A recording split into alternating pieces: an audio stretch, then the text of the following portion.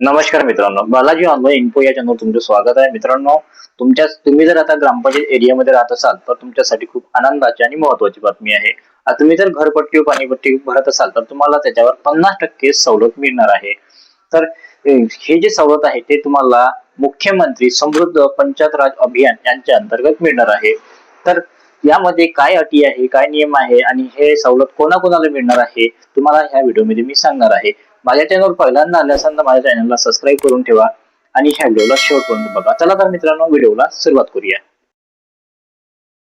तर बघा मित्रांनो, आता राज्य सरकारने मुख्यमंत्री समृद्ध पंचायत राज अभियान अंतर्गत ग्रामपंचायतकडून निवासी मालमत्ता कर व अन्य कर थकबाकी वसुलीत सवलत देण्याबाबत ग्राम विकास व पंचायत राज अभियान विभाग यांच्या अंतर्गत एक GR काढलेला आहे. या GR मध्ये काय नियम अटी आहे ते तुम्हाला मी या GR मध्ये सांगणार आहे.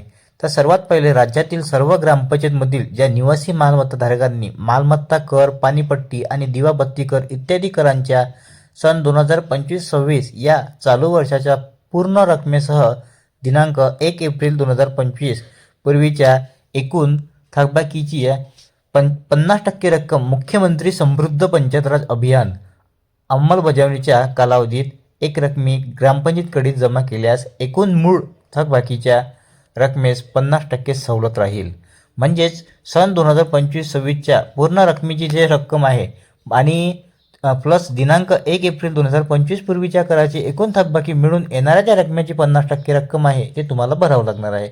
सदर सवलत केवळ निवासी मालमत्ता धारकासाठी असून औद्योगिक, वाणिज्य व इतर मालमत्तासाठी नाही आहे.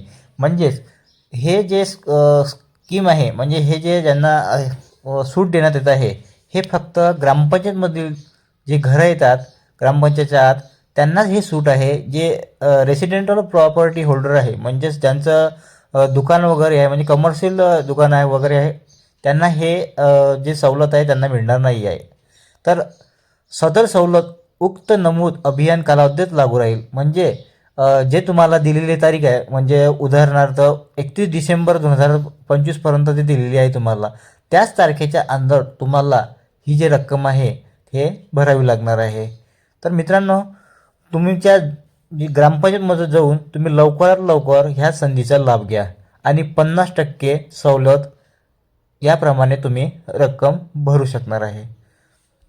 तसेच सदर सवलतीच्या अनुषंगाने ग्रामपंचायतीच्या उत्पन्नात झालेल्या कोणत्याही घटाची शासनाकडून भरपाई करण्यात येणार नाही आणि सदर शासन निर्णय तत्काळ प्रभावाने अंमलात येईल.